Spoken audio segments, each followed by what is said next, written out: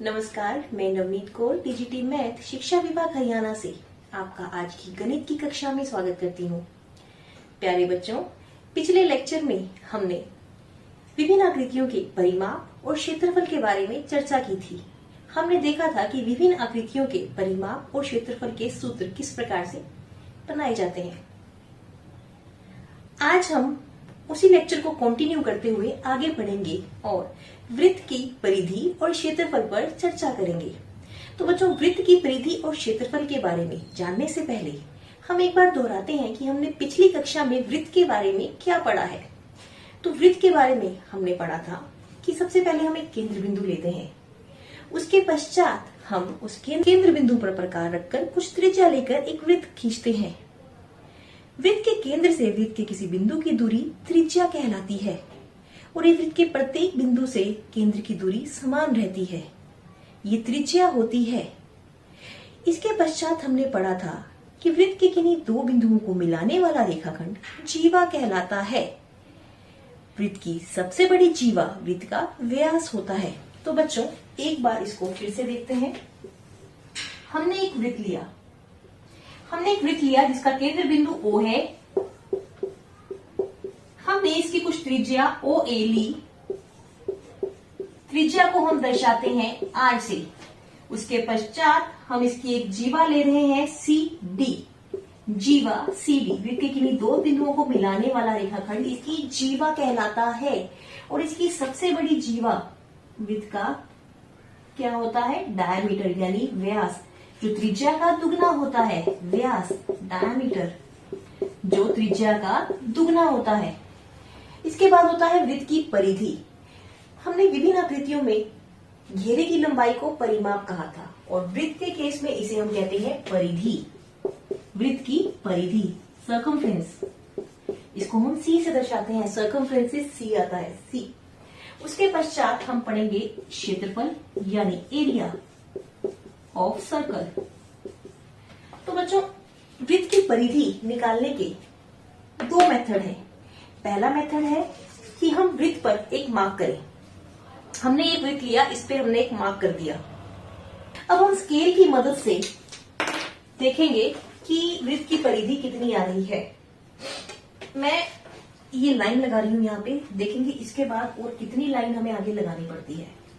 तो ये 38 सेंटीमीटर है, 38 सेंटीमीटर। इससे आगे हम जितना और जाएंगे हम और आगे इस पे स्केल से लगा लेंगे निशान। तो अभी फिलहाल मैं यहाँ पे हूँ, इस पॉइंट पे हूँ। तो ये हमने इसको सर्कल को घुमाया,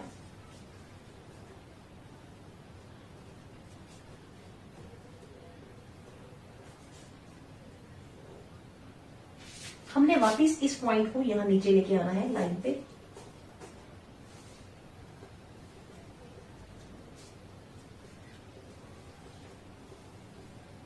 तो देखिए बच्चों, ये पॉइंट जो है यहां पे आएगा हमारा। तो 38 सेंटीमीटर, 38 सेंटीमीटर से आगे कितना हमें लेना पड़ रहा है? और ये 2 सेंटीमीटर हम और आगे जा रहे हैं। 38 जमा 2, ये आ गया 40 सेंटीमीटर। तो वृत्त की परिधि आ चुकी है हमारे पास 40 सेंटीमीटर। हमने क्या किया? हमने यहां से चलना आरंभ किया, उसके पश्चात वापिस यहाँ पे आ गए। तो ये हो गई वृत्त की परिधि।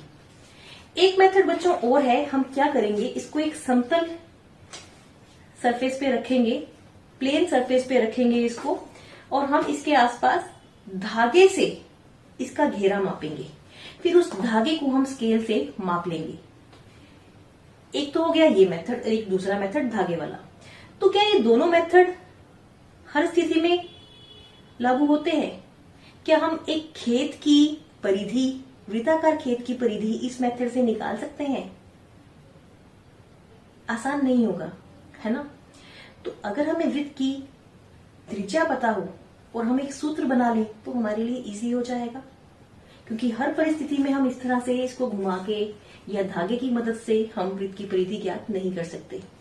तो उसके लिए हमें सूत्र बनाना पड़ेगा। सूत्र बनाने के लिए बच्चों हम क्या करेंगे, हम वृत्त की परिधि और वृत्त के व्यास में एक संबंध देखेंगे। क्या इनमें कुछ संबंध है, कुछ कॉमन है?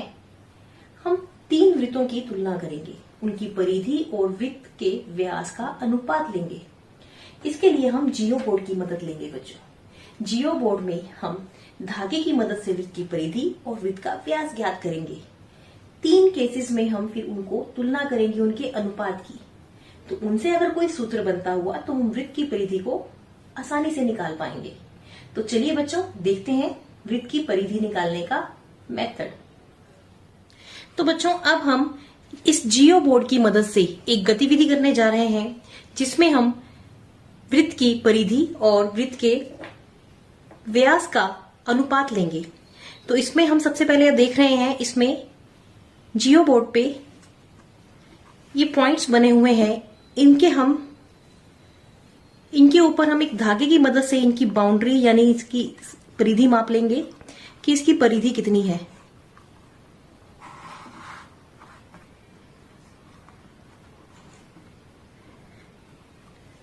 तो ये आ रही है बच्चों, इसको हम स्केल से मेजर कर लेते हैं। बच्चों ये आई है 22 सेंटीमीटर। परिधि आ चुकी है पहले वृत्त की 22 सेंटीमीटर। इसके बाद हम इस वृत्त का व्यास चेक कर लेते हैं। सबसे पहले वृत्त का व्यास कितना है, फिर हम उसको मेजर करेंगे। तो हम यहां से चेक कर रहे हैं वृत्त का व्यास, पहले वृत्त का व्यास। तो बच्चों ये देखिए, ये है पहले वृत्त का व्यास। कितना आ रहा है इसको भी हम मेजर कर लेते हैं बच्चों। देखिए ये आ रहा है 7 सेंटीमीटर। तो हम यहां लिख लेंगे, हमने एक टेबल बना रखा है जिसमें वृत्त संख्या, पहला वृत्त, दूसरा वृत्त, तीसरा वृत्त, फिर उसकी परिधि, व्यास 7 सेंटीमीटर। इसके पश्चात अब हम दूसरा वृत्त लेते हैं बच्चों।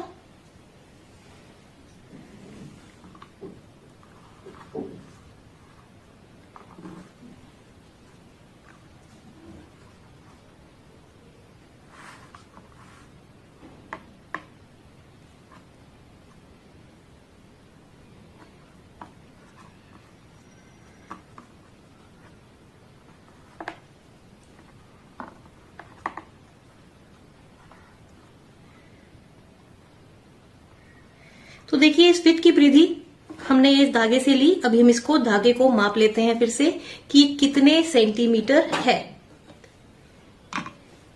तो हम यहां से इसको माप लेंगे।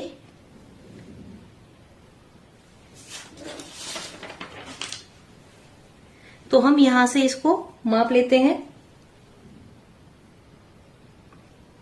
तो बच्चों ये आ रहा है 35.5 सेंटीमीटर।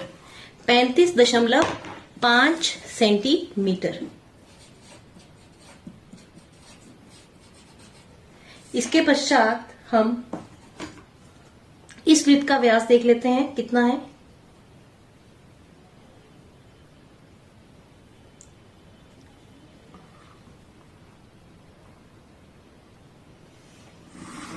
आप देख सकते हैं ये आया वृत्त का व्यास। अब इसको भी हम स्केल की मदद से फिर से माप लेंगे, ये कितना आ रहा है।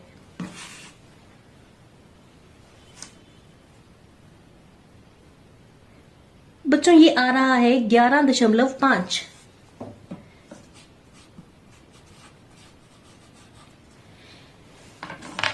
इसके पश्चात ये हो गया फर्स्ट वृत्त, उसके बाद सेकंड। अब ये तीसरा वृत्त हम लेने जा रहे हैं, तीसरा वृत्त।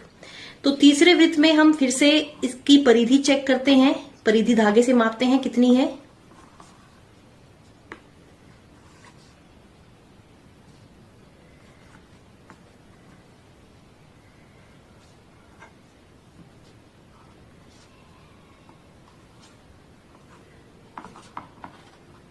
तो बच्चों ये हमने इसकी परिधि माप ली। अब इस धागे को हम फिर से स्केल की मदद से माप लेते हैं, ये धागा कितने सेंटीमीटर लंबा है। तो बच्चों ये जो धागा है इसकी लंबाई स्केल से आगे जा रही है। हम थोड़ा सा इसको और मेजर करते हैं, 38 सेंटीमीटर एक ये हो गया। उसके बाद हमने यहां माप करके इसको और आगे मेजर किया है, तो ये आया है 49 सेंटीमीटर। इसके पश्चात इस वृत्त का हमें व्यास भी लेना है, तीसरे वृत्त का व्यास। तो हम चेक करते हैं तीसरे वृत्त का व्यास। तो बच्चों ये देखिए तीसरे वृत्त का व्यास आ गया है हमारे पास। तो इसको भी हम स्केल की मदद से माप लेते हैं।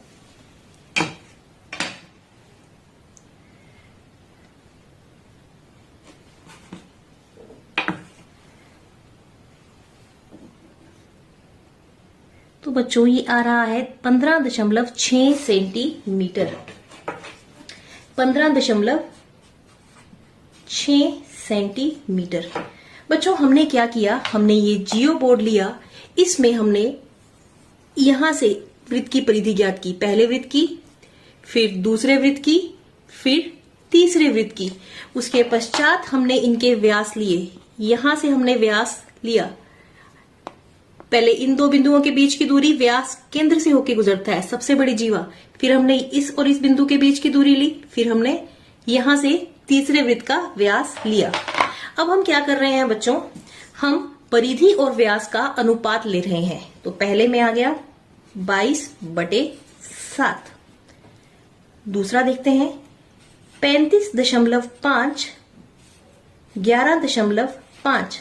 बच्चों जब इसको हम हल करते हैं तो ये सिंप्लीफाई करके आता है 3.1। इसके पश्चात 49/15.6। इसको जब हम सिंप्लीफाई करते हैं, हल करते हैं, तो ये आता है 3.14। तो बच्चों आप देख रहे हैं C/D का मान 22/7, 3.1, 3.14।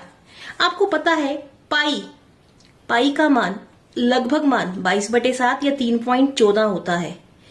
अपनी कैलकुलेशन इजी करने के लिए हम पाई का मान क्या लेते हैं, 22/7 या 3.14। इसकी एग्जैक्ट वैल्यू नहीं लेते, हम कैलकुलेशन इजी करने के लिए इसका सन्निकट मान ले लेते हैं।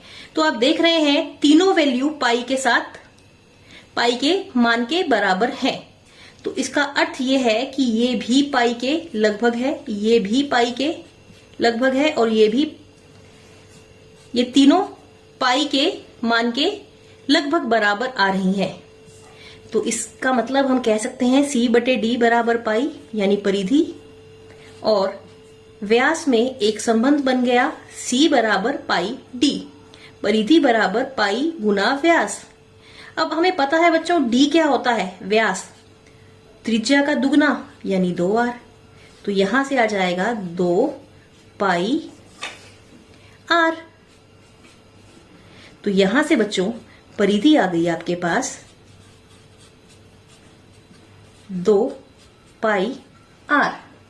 बच्चों हमने ये गतिविधि जियो बोर्ड की मदद से की है। आप अपने घर में ये गतिविधि किसी वृत्त की मदद से कर सकते हैं। आप 3 वृत्त या 2 वृत्त बनाइए, उनको धागे की मदद से या स्केल की मदद से आप इस तरह से उनकी परिधि चेक कीजिए, इस प्रकार से। उसके पश्चात आप उसका व्यास लीजिए। आप उस तरह से भी ये गतिविधि कर सकते हैं। तो बच्चों इस तरह से हमने परिधि का सूत्र निकाला। परिधि बराबर 2πr, वृत्त की परिधि बराबर 2πr।